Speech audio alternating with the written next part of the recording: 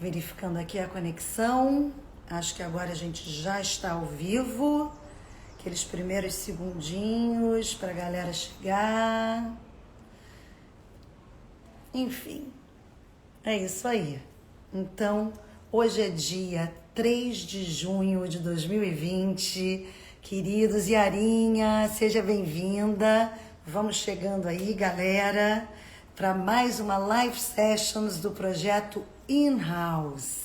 João já chegou, maravilha. Gente, hoje essa live vai ser muito especial. Mas eu queria aqui começar agradecendo e dizendo que o projeto In-House, ele nasceu com o propósito de compartilhar assuntos multiculturais de uma forma presencial. E que a gente aprende nessas situações difíceis, como os momentos que a gente está passando, a se reinventar. E a gente conseguiu expandir em plena pandemia. A gente começou com 500 e poucos seguidores, agora a gente já está em mais de 2.000. Isso tudo de uma forma orgânica, natural, nesse boca a boca maravilhoso que eu queria pedir para que vocês continuem fazendo, para a gente poder cada vez mais trazer assuntos mais bacanas para compartilhar aqui com vocês, tá bem? Olha só, hoje eu queria começar falando uma frase que eu li no Insta do João, que é o nosso convidado de hoje, que daqui a pouquinho ele tá aqui. Gente, siga o Insta do João, porque eu quase perdi a hora para vir para essa live ali viajando em tanta coisa enriquecedora.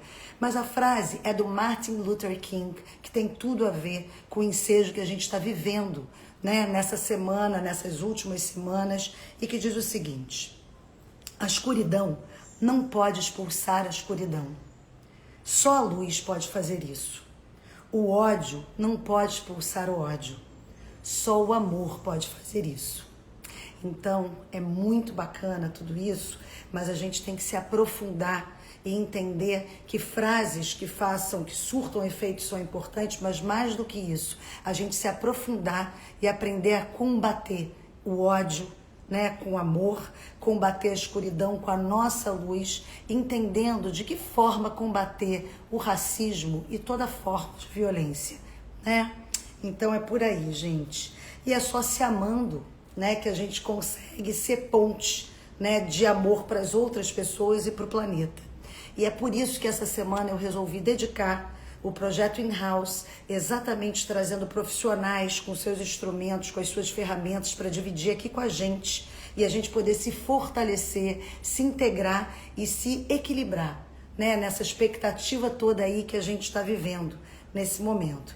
Quem assistiu a live de ontem, na verdade, do Luciano Alves, entende bem o que eu estou falando. Eu fiquei bem emocionada quando ele dividiu com a gente que ele nunca tinha falado coisas que ele falou ontem. Na verdade, não tinha um planejamento e as coisas só rolam, né? Exatamente nessa troca de energia e com vocês aqui interagindo. Isso é a parte mais maravilhosa. E aí a gente acaba recebendo surpresas maravilhosas. E falando em surpresas boas, não vamos perder tempo não, porque o João já chegou e eu vou apresentar o João, que é esse terapeuta sistêmico maravilhoso, sensível e que vai trazer hoje um dos assuntos, porque a gente teve que escolher. Então, como eu disse ontem, eu vou falar para o João também, que seja a primeira de muitas lives, né? E hoje a gente vai falar de um assunto maravilhoso, que é constelação. Então vamos lá, deixa eu achar aqui a solicitação do João. Achei. E vamos aqui para pertinho da gente, para ele poder contar tudo isso. E fora isso, gente, tem sempre uma dinâmica maravilhosa. Olha ele aí. Olá, Raquel, tô na Cenário área. lindo, adorei isso, já estou aqui. É a minha logo. Olha, adorei. Gente, olha só, a minha blusa sem querer está combinando, estamos no mesmo Tá tom, vendo? Tô não é? vendo. É Deixa eu inconsciente apresentar essa coletivo, né, galera gente? aqui. Olha, já começo falando deles. Isso é uma vista aérea de uma roda de pessoas de mãos dadas. Ai, olha, que viagem! Vocês entenderam, gente? E Olha que essas lindo. São as pessoas pessoas vistas de são cima, a cabecinha, os braços, isso, todo mundo fazendo, isso, né, essa espiral aqui, né? isso. E essas pessoas representam todos os seres de todos os mundos de todos os tempos. Então, eles estão vindo todos para o nosso bate-papo, Raquel.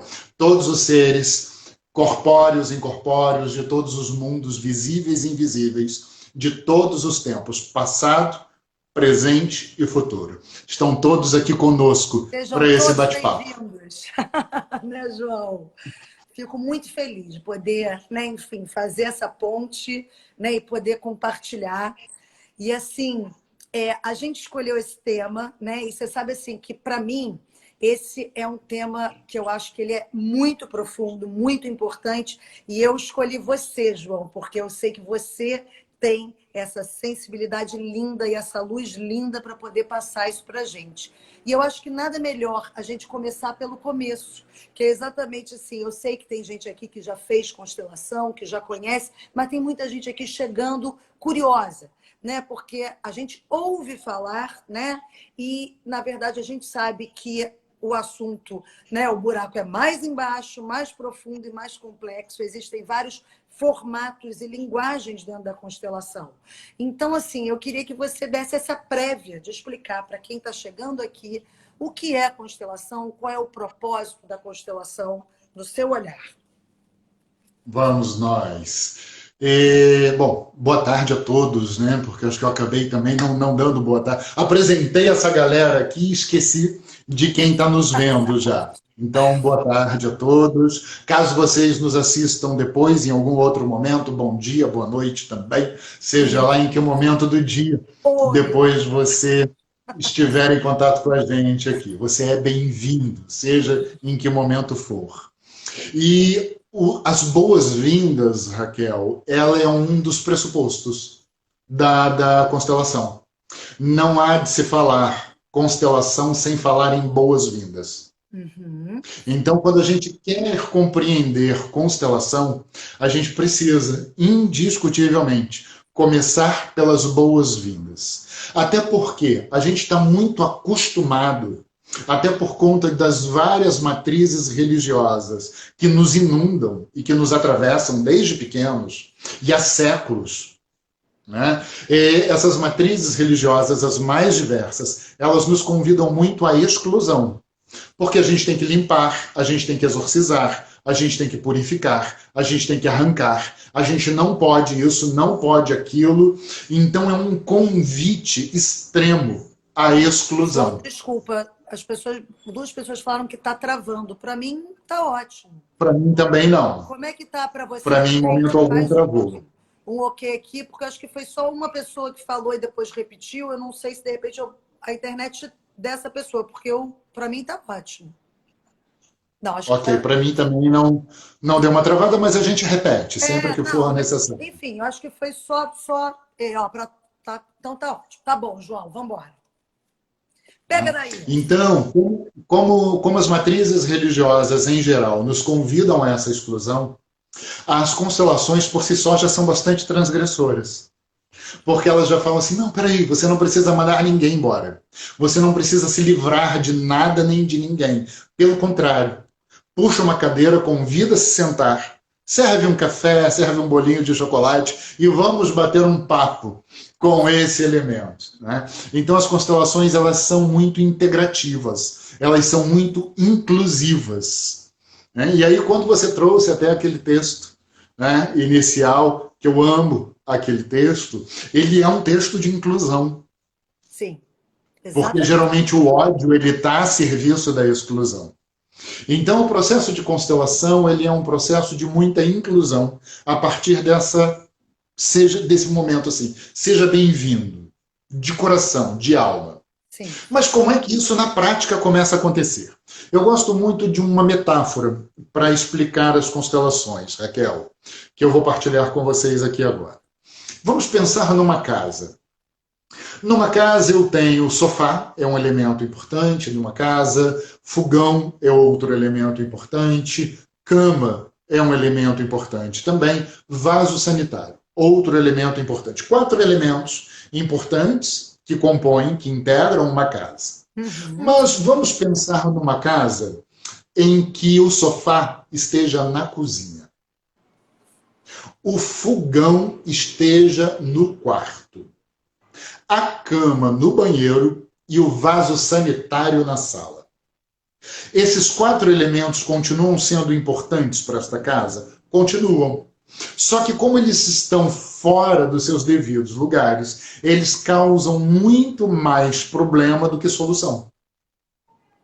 Certo. Então, o trabalho de constelação, ele busca a gente compreender quais são os elementos importantes, indispensáveis dentro de uma casa. E procurar identificar se esses elementos estão num bom lugar, num lugar favorável, ou se eles estão num lugar desfavorável. Porque vai depender disso para que eu esteja em estado de fluxo na minha vida ou não. E aí, o objetivo da constelação é começar a voltar, caso a gente identifique que esses elementos estão fora do lugar, começar a voltar com esses elementos para os seus locais mais adequados. Só que muitas vezes, para eu levar um sofá de onde ele estava antes, de volta para a sala, às vezes eu tenho que dar uma paradinha no corredor. Outras vezes eu vou ter que desmontar ele e até reestofar ele quando ele retornar para a sala. Muitas vezes, para eu reinstalar o fogão na cozinha, eu vou ter que mexer na tubulação de gás, na tubulação elétrica daquele ambiente, daquela casa. Para que eu possa reinstalar o vaso sanitário no banheiro, eu vou precisar mexer na tubulação de água e esgoto daquele banheiro. Para então, aquele local poder receber de volta o vaso sanitário.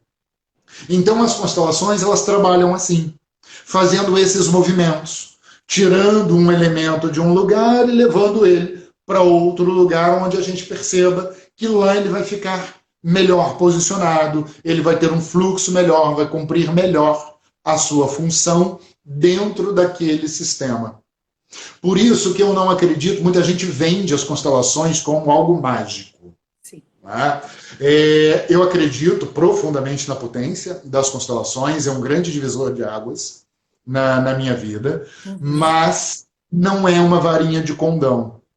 Ela é um despertar. As constelações, elas também são muito vendidas como técnica de solução de conflitos. Como que eu vejo as constelações? Eu vejo como uma filosofia de vida.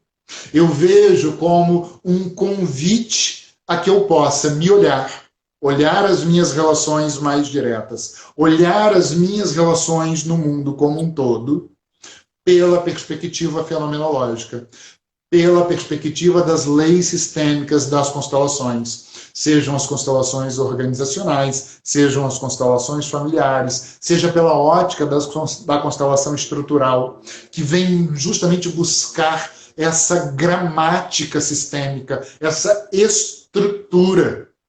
Né? Porque muitas vezes não basta eu mudar um vaso sanitário de lugar.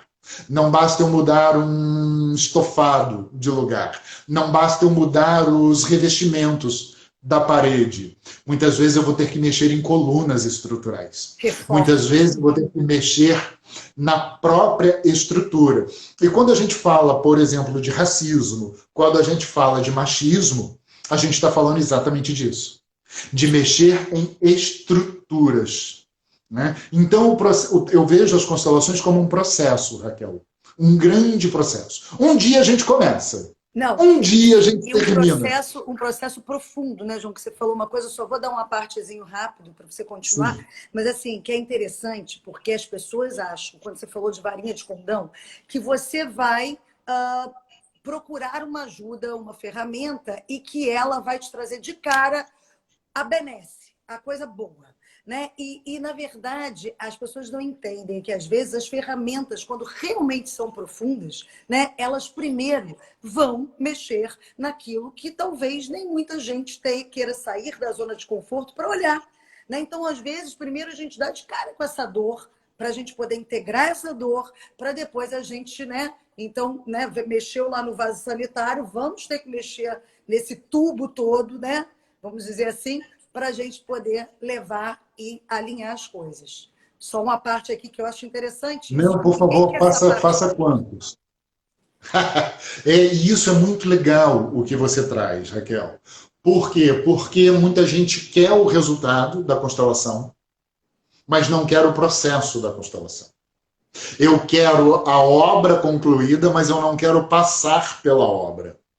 E o Exatamente. processo de constelação, ela é uma grande obra interna, onde muita gente fala que os processos sistêmicos, né, eles constroem quem a gente é de verdade. Eu não acredito nisso. Eu acredito que os processos sistêmicos desconstroem quem a gente não é, para que quem a gente é possa emergir. Porque quem a gente é está aqui, sempre esteve. Só que muitas vezes está completamente soterrado. Soterrado debaixo das nossas crenças ancestrais, soterrado debaixo de medos ancestrais, soterrados debaixo de tantas coisas que a gente viveu, e aí a gente vai deixando de ser quem de verdade a gente é. Então, quando a gente entra num movimento sistêmico, como por exemplo das constelações, a gente vai fazendo esse reencontro com quem a gente é de verdade. A gente vai voltando para o nosso lugar de verdade dentro do nosso sistema. E aí tudo começa a mudar. A nossa essência, como você falou. E, João, em que momento você acha que a gente se perde da nossa essência? Você acha que sempre a gente acaba tendo que voltar à nossa origem, né? Assim, nesse resgate da nossa criança? É lá que tudo começa sempre? Eu acredito que sim, Raquel. Vou te dar um exemplo. Os sistemas, uma das leis sistêmicas diz respeito a uma lealdade familiar. Então, primeiro falando como é que essa lealdade acontece. Essa lealdade acontece por amor. Então é sempre importantíssimo deixar isto muito claro. As constelações, elas identificam o amor que acontece. Só que a gente percebe que tem duas formas de amar. Tem o que a gente chama de amor louco, ou amor que adoece, que decorre dessa lealdade familiar. E eu tenho o amor que cura, ou amor que liberta. Então, antes de mais nada, eu preciso compreender que eu tenho amor aqui e amor aqui. Eu estou falando de amor. Eu estou falando da minha capacidade de amar. Sempre. Sempre. Né? Só que eu preciso compreender a quantidade de efeitos colaterais que acontecem quando eu amo a partir de uma lealdade familiar. E dos outros tipos de efeitos que eu vou experimentar quando eu abdico, quando eu renuncio a essa lealdade.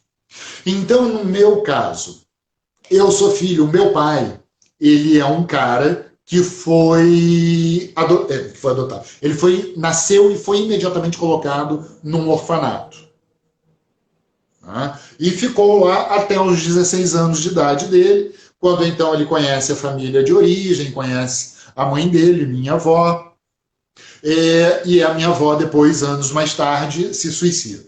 Então, de uma maneira bem simples, é a história do meu pai. Por lealdade a esse cara, o que eu faço? Eu procuro, desde que nasço, experimentar algo equivalente ao que ele experimentou. Então eu cocrio uma situação onde eu preciso ficar internado por 15 dias. Olha. E no berçário e na UTI neonatal, eu experimento toda a rejeição.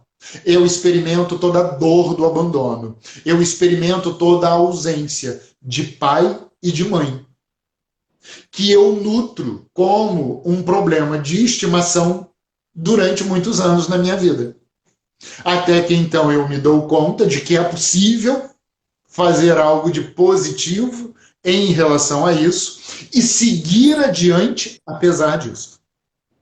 Nossa. E isso implica em eu renunciar à lealdade com o meu pai, que é diferente de parar de amar o meu pai. Só que para que eu possa renunciar a essa lealdade e amar o meu pai de outro lugar, eu preciso sair do lugar dele.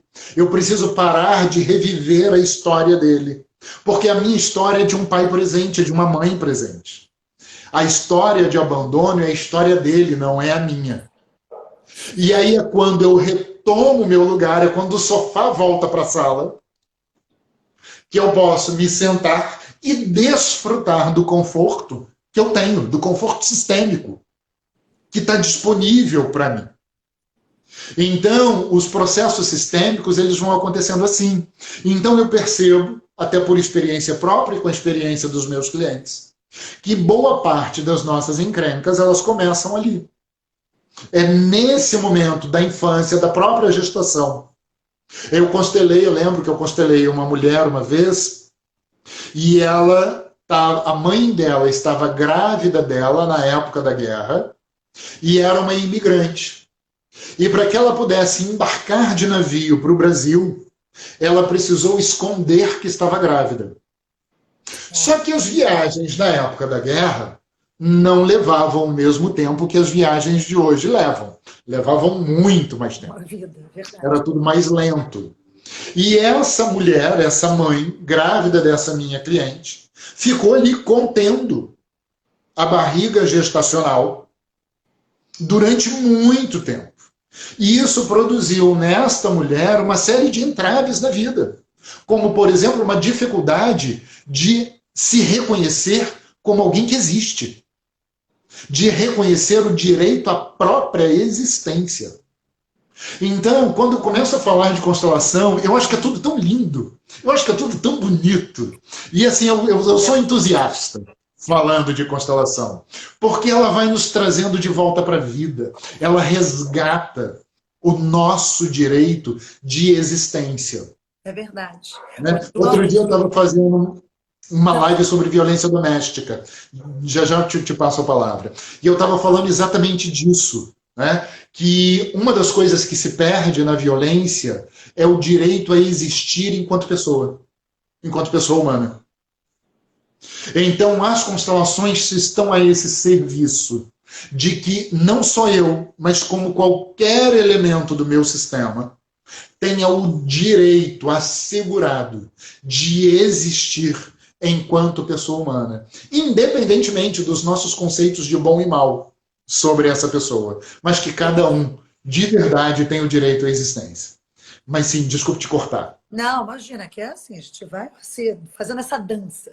Olha aqui, não, na verdade, eu vou repetir, né? Algumas pessoas que estavam ontem na live devem ter ouvido, mas é porque cabe perfeitamente também o que você falou. Eu tenho uma história muito impressionante na minha vida, que quando eu estava grávida de 7 meses da minha segunda filha, eu tive uma angústia horrorosa aos meus 7 meses de gestação. E eu não sabia o que era. E aí, na época, me indicaram e eu acabei procurando uma pessoa que fazia radiestesia.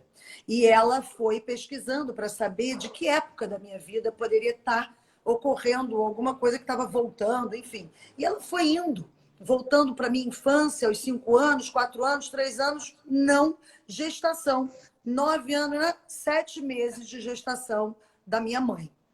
Alguma coisa aconteceu ali. E eu fui perguntar para ela. Falei, o que aconteceu? Ela falou, simplesmente a nossa casa pegou fogo, o fogão explodiu e eu tive que me mudar com meus 3 filhos e grávida de você para uma outra casa, bibibi. Enfim. Então, assim, eu fiquei muito impressionada que do momento que aquela coisa veio à tona, né, e daí vem a minha pergunta para você, eu consegui ficar bem. Né? Quer dizer, aí eu te pergunto assim, né, João? Aí, do momento que você volta, né, nesse lugar, que você descobre a história do teu pai, que eu descubro a história da minha mãe, que, na verdade, é a história deles, mas que essa dor passa para a gente, né? Quer dizer, é o que fazer, né? E aonde que a constelação entra? Ótimo, muito bom você perguntar isso, porque você me dá espaço para eu falar das 3 funções das constelações. E as constelações, elas têm 3 funções básicas. A primeira delas é proporcionar ao cliente um aumento de informação sobre o seu sistema. Então, eu gosto muito de frisar que é um aumento de informação. Por quê? Porque a gente também costuma dizer que aquilo que o cliente está olhando e está percebendo não é a verdade. Que tem uma verdade que é maior. Mas dizer isso, em hipótese alguma, significa dizer que aquilo que ele percebe é mentira. O que a gente quer dizer é que aquilo que ele percebe é apenas uma parte. E às vezes uma parte muito pequena.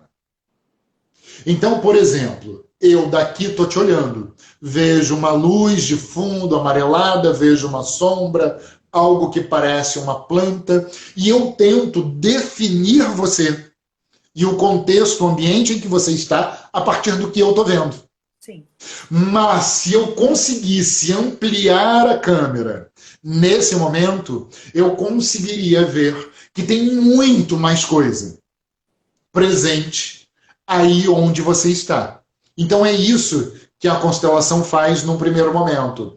Ela pega uma lunetinha e amplia essa câmera, para que a gente possa ver o que a gente ainda não via, para que a gente possa tomar consciência daquilo que a gente ainda não tinha consciência.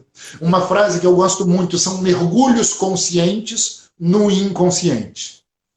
Certo. Então eu começo a aumentar a quantidade de informação que eu tinha sobre aquele drama, sobre aquele problema. Eu começo a aumentar a quantidade de informação que eu tinha sobre meu pai, sobre minha mãe. Eu começo a expandir. E é isso que a gente chama de que você vai conhecer a verdade. Não é no sentido de que você conhecia uma mentira. Claro. Mas é que você conhecia por um determinado prisma, por um determinado ângulo. Como é poder, além disso, também olhar isso.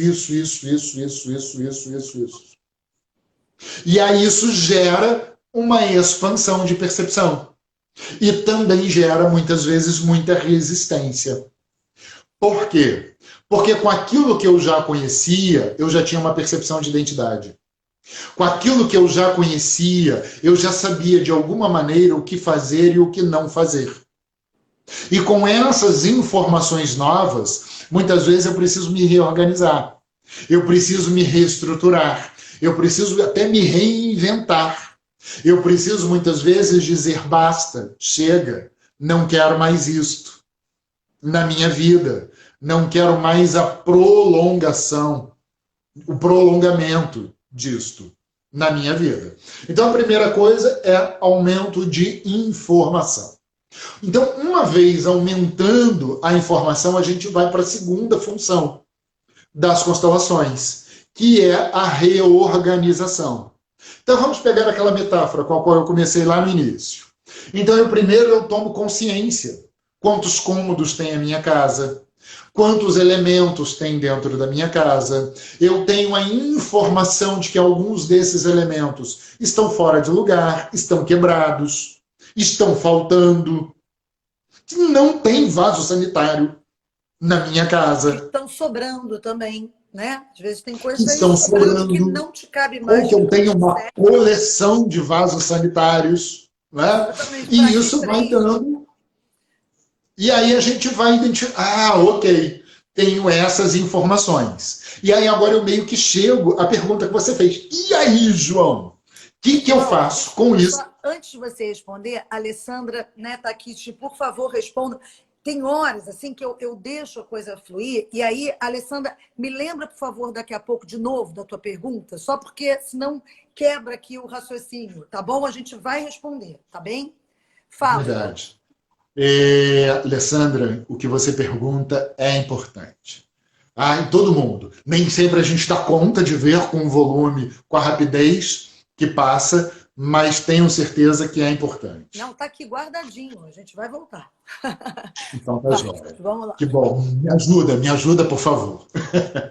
E aí eu vou para a segunda função das constelações, que constitui em estímulos a uma reorganização. E aí esses estímulos, eles podem levar tempo. Porque não necessariamente, naquele primeiro momento, eu já dou conta. Ou já estou disposto a querer levar o sofá de volta para a sala.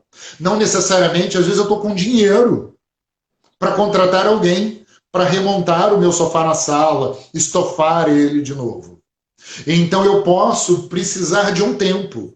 E eu, como facilitador de constelação, preciso respeitar esse tempo do meu cliente, porque o tempo dele é soberano, a disponibilidade dele é soberana. Então a gente vai produzindo estímulos para que essa reorganização aconteça na justa medida daquilo em que o cliente dá conta. A gente desafia um pouquinho e vai testando.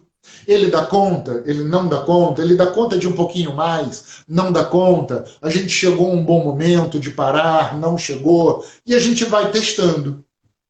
E daí também, e junto, meio que em paralelo com a reorganização, tem a terceira função, Raquel, que é um estímulo à reconciliação. E aí aqui eu gosto de falar um pouco mais também. Por quê? Porque é extremamente comum de ouvirmos que as constelações estão a serviço da reconciliação. Só que essa reconciliação ela é na alma. Reconciliação nas constelações não é sinônimo de convivência, de abolicionismo, de concordância. Então eu preciso deixar com o outro o que é do outro. Por exemplo, eu venho de uma geração e de uma família do interior de Minas, onde a educação física de palmadas, surras de cinto, cabos de vassoura e o que for, eram muito presentes e faziam parte da nossa rotina. Cultural. Eu atendo a muitas pessoas que eram literalmente espancadas pelos seus pais. Eu atendo outras pessoas que foram sexualmente abusadas. Eu atendo outras pessoas que tinham pais alcoólatras, viciados em variadas substâncias. Né? Como é que eu digo para essa pessoa simplesmente, olha, teu lugar é aqui, se reconcilia agora. Com teu pai, se reconcilia com a tua mãe. Nem a pausa venal, não é isso? Não dá, eu preciso de um tempo. Eu preciso de um tempo. Eu preciso compreender melhor o que significa esta reconciliação. Para que essa reconciliação possa acontecer dentro de mim. Não é fora de mim que essa reconciliação acontece. E é justamente esta reconciliação dentro de mim que vai me permitir, muitas vezes, ir embora das vidas de muitas pessoas, ir embora de uma empresa. Por exemplo, ir embora de uma instituição religiosa, ir embora de uma instituição cultural. Uma hora do basta, né? Isso, e outras vezes essa reconciliação me permite uma convivência mais pacífica. E eu também preciso considerar que muitas vezes aquelas pessoas já faleceram.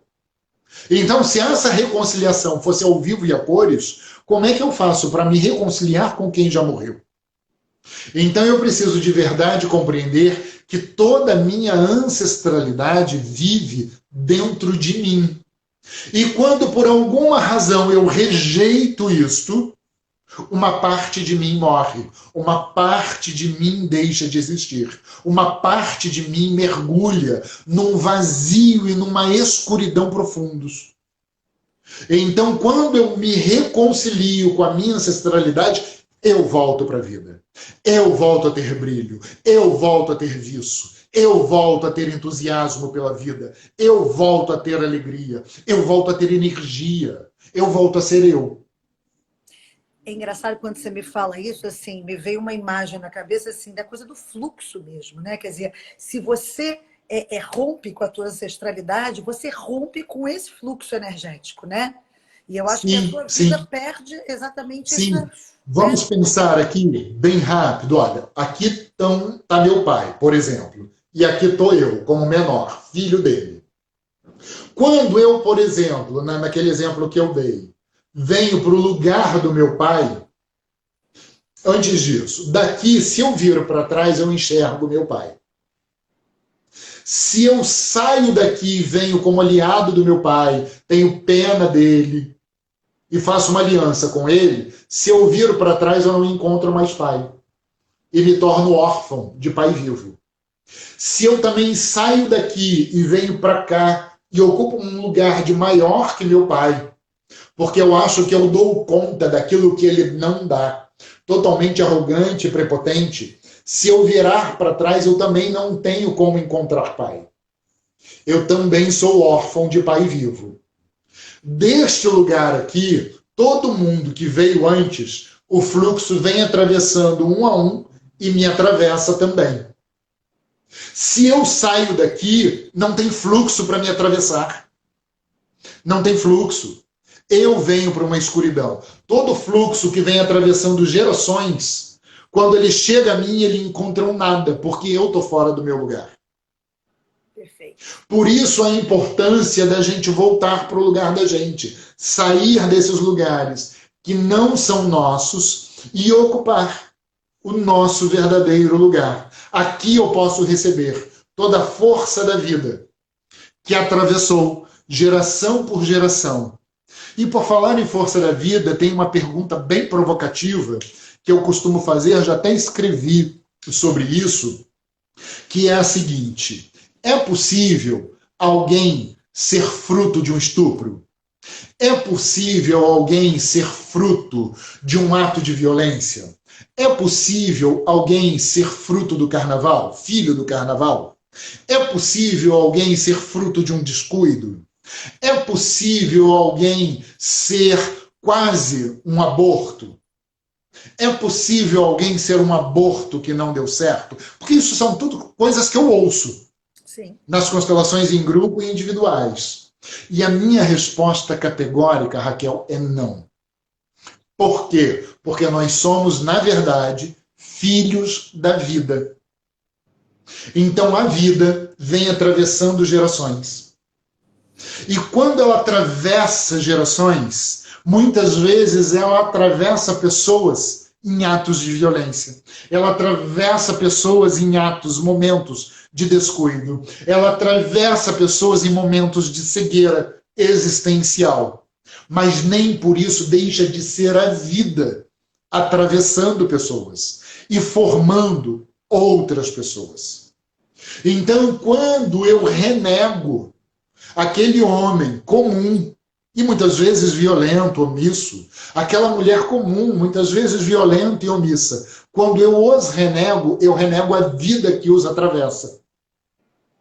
Então eu preciso parar de olhar para aquele ato que não foi legal, e não foi legal mesmo, de novo, não é abolicionismo, mas eu preciso me conectar com aquilo que atravessa as pessoas, com essa força que vem de longe, de muito longe, atravessando incontáveis gerações, para que hoje eu esteja aqui, na ponta desse funil. Então as constelações elas vão trabalhando com isso. Só que muitas vezes eu preciso de tempo. Eu vou precisar de muito tempo na reconstrução da tubulação de água, de esgoto. Vou ter que trocar todo o encanamento. Vou ter que trocar piso. Eu vou ter que fazer muita coisa. Até que, naturalmente, eu chego a um ponto que eu digo: aqui é o meu lugar. Agora sim, eu posso ser filho de quem eu sou. Agora sim, eu posso ser neto de quem eu sou. Agora sim, eu posso ser bisneto de quem eu sou. Agora sim, todos esses entes que compõem o meu sistema podem fazer parte. Porque eu posso deixar com eles o que é deles, na medida que eu encontrei o meu lugar. Espetacular, João. Eu acho isso tão bonito, eu acho isso tão Mas é encantador. muito lindo mesmo, é muito lindo. Eu tenho certeza que está todo mundo assim, ó, naquelas palmas aqui, porque é esse insight, né? Assim, porque não é simples, não é fácil, Não, né? não Mas é. é tão Não é. fundamental, né? Assim, como dá vontade de dar isso de presente para todo mundo, né? Tipo assim, Sim. venham, mergulhem, porque é uma dor que vale a pena, né? Agora, João, assim, quando você fala isso, me vem muito a questão do perdão, que eu acho uma questão, assim, dificílima, né? Assim, na verdade, assim, eu queria entender para você, assim, o que é o real perdão dentro da constelação? É vir à tona? É ser consciente? É real intenção? Porque a gente sabe que se a gente sair substituindo as pessoas e as relações, a gente vai ficar repetindo padrões, não é isso? Né? Então, assim... Dizem, né, como é que é? Não tem um ditado que é assim: E se você não curar a sua relação com seu ex, ele vai incorporar no próximo ou no atual. Como diz a Silvinha, eis a missão, né? Como é que ela sempre fala isso? Você vai viver agora assim. Essa é uma história Muito bom, muito plano bom, a muito missão. bom. Que é Vamos exatamente pegar esse isso. exemplo de relacionamento, que ele é muito bom. A sua pergunta, eu adoro quando essa pergunta surge. Sistemicamente, a gente diz que não existe ex. Existe primeiro marido, para muitas pessoas, né? Primeiro traste, segundo traste, terceiro traste, quarto traste, né? Então, primeiro marido, segundo marido, terceiro marido, quarto marido, primeira mulher, segunda mulher, terceira mulher, quarta mulher. Só que geralmente quais são as falas comuns? E aí, Raquel, como é que tá fulano? Ah, João, já estou plenamente resolvida, já deletei ele da minha vida. Hashtag só que não, né? Nada sistêmico. Porque não tem como. Né? Quando eu nego o direito à existência a alguém que passou pela minha vida, a minha vida fica com um buraco. Eu nego o que eu vivi. E aí a gente olha para algumas pessoas e é tão triste quando ver isto, né? Porque você vê a linha da vida dessa pessoa toda dentada, toda falhada, de tudo aquilo que ela rejeita, de tudo aquilo que ela recusa, que tem a existência. E uma vez esse assunto surgiu no coffee break de um curso que eu estava dando, e eu estava com um cafezinho na mão, e isso acabou virando uma fala comum. Então eu costumo dizer assim, Raquel, eu sou fruto de todos os cafezinhos que eu tomei até hoje. Todos os cafezinhos que eu tomei estão aqui, nesse ao vivo que a gente está fazendo agora. Com certeza. Tudo que eu vivi, tudo que eu não vivi, tudo que eu ri, tudo que eu chorei, está aqui, presente. Eu não estou te vendo, eu estou vendo uma resultante de tudo que você viveu. Você não me vê, você vê uma resultante de tudo o que eu vivi. Então, qualquer parte dessas que fique faltando na minha história, eu me sinto incompleto. E aí não tem oração e reza brava que dê jeito. E o que eu mais vejo é gente rezando e fazendo orações e rezas bravas e não vai resolver, não vai. Eu preciso me pacificar com a minha história. Eu preciso me pacificar com as minhas escolhas, conscientes e inconscientes. Eu preciso dar direito de existência a quem faz parte da minha história e me trouxe até aqui, só que sem abolicionismo. Então, a gente usa uma fala que é muito comum, que é assim, Raquel, eu assumo a minha parcela de responsabilidade pelo que não funcionou bem entre nós e deixo você com a sua parcela de responsabilidade. Dou lugar em meu coração ao que de bom vivemos juntos e vou levar isso comigo para o futuro. Fui ser feliz. Next. E então eu preciso também, isso significa abdicar da prepotência de assumir a integralidade da responsabilidade. Exatamente. Porque assumir a integralidade da responsabilidade é arrogância, é prepotência. Então, o que eu sou é 100% responsável por tudo que eu fiz e deixei de fazer. Ao mesmo tempo, você é responsável em 100% por tudo que você fez e deixou de fazer. Essa é uma chave muito interessante da gente virar. Esse é um pulo do gato que costuma trazer um alívio absurdo de grande. Outra coisa bastante interessante é a gente olhar de maneira mais objetiva o perdão e o pedido de desculpas. No perdão, geralmente a gente tem um salto alto deste tamanho, sobre o qual sobe aquele que perdoa. Então você faz uma lambança danada comigo, Raquel. Eu subo no meu salto alto, que mais parece uma perna de pau, e digo, Raquel, tá tudo bem, eu te perdoo. Eu sou bom, eu sou puro, sou generoso, eu sou temente a Deus, eu sou Ou melhor do que você, espiritualizado, né? eu... Exatamente. Essa é a mensagem embutida. Eu sou melhor do que você, por isso eu te perdoo. Desce do salto, abdica de suas pernas de pau, abdique do seu salto alto. Quantas vezes em constelações a gente faz isso fisicamente? Experimenta tirar o sapato. Desce daqui. Ou então a gente põe o outro sobre uma cadeira. Não sei se você já viu alguma experiência assim. É lindo ver o que acontece. Essa descida do salto. Então eu fico com o que é meu e deixo o outro com o que é dele. Outra coisa, e aí tem uma outra fala que a gente utiliza muito, que é o sinto muito, que também está muito conectada com o Ho'oponopono. E o sinto muito, ele é muito utilizado dentro das constelações. Por quê? Porque a gente usa muito me desculpe. Então, vamos supor, eu vou te pedir que você me diga não. Tá bom, Raquel? Eu vou te fazer uma pergunta e você vai me dizer não. E a gente vai imaginar aqui que eu fiz uma lambança homérica, daquelas grandes com você. E aí eu viro com aquela cara de cachorro que caiu da mudança, viro para você e digo, pô, Raquel, me desculpe. Não.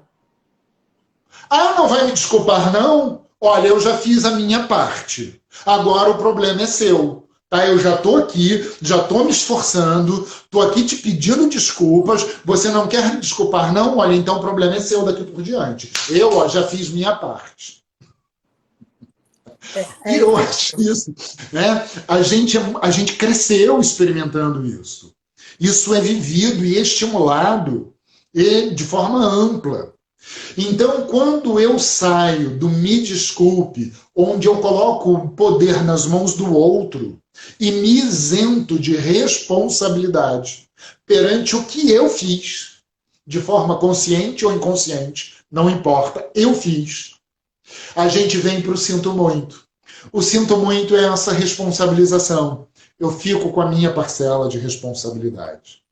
Raquel, sinto muito pelo que eu te fiz. Sinto muito pela minha ausência. Sinto muito por ter furado com você. Sinto muito pelo prejuízo que eu te causei. Você não tem o que dizer diante disso. Percebe?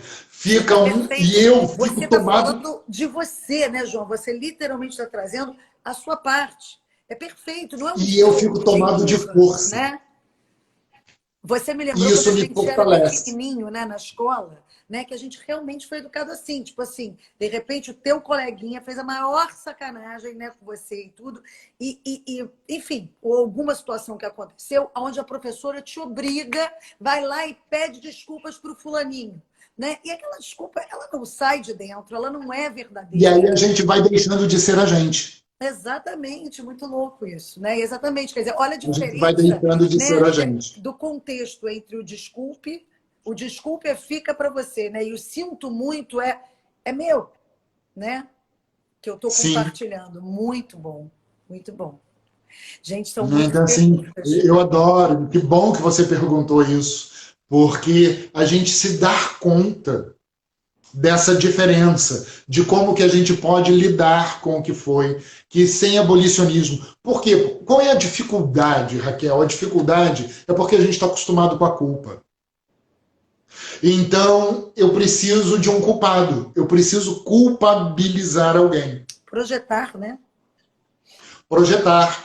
E aí, quando eu culpabilizo alguém, você acha que eu culpabilizo para absolver? Com certeza.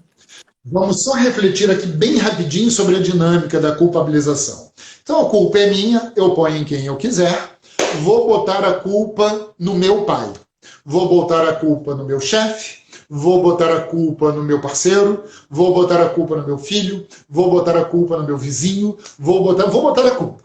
Vou distribuindo culpas. E aí, se eu sou vítima, eu preciso dos algozes, que são essas pessoas que eu estou culpando.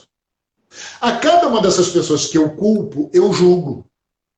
E ao julgar, eu condeno no final do julgamento. E quando eu condeno, eu imponho uma sentença a ser cumprida. E essa sentença é uma sentença penal condenatória que impõe uma pena. E a pena é privativa de liberdade. E sabe onde o apenado cumpre a pena? Na minha vida. Exatamente. Então, todas estas pessoas que eu culpo, né, João? Você fica todas as vezes que eu entro nessa vitimização absurda, eu vou julgando, condenando e encarcerando na minha própria vida. E não entendo por que é tão pesado andar para frente. Por que é tão difícil a minha vida caminhar? E a proposta que eu sempre faço: vire um cárcere de portas abertas. Abdique de ser um cárcere ambulante. Renuncie ao cárcere que você escolheu se tornar. Consciente ou inconscientemente, não importa. Mas você escolheu se tornar um cárcere. Basta. Anistie, alforrie, liberte todas estas pessoas de você. E sabia, Raquel, que essa é uma das frases mais desafiadoras das pessoas dizerem em constelação? Raquel, eu liberto você de mim. Nossa, pedir para as pessoas dizerem isso, a voz não sai. A voz não sai. É difícil. Às vezes eu coloco pessoas diante de sintomas, aqueles sintomas bem violentos, e diz para o sintoma: eu libero você de mim. Ela não libera. Ela não consegue. Vira uma dor, então a gente precisa que você cativa, que você cultiva, que você, na verdade, já te é familiar, né, aquilo ao longo do tempo. Você sabe que eu te stalkeei, já é legal, né? Fui lá no teu Instagram ali, fiquei olhando um monte de coisa.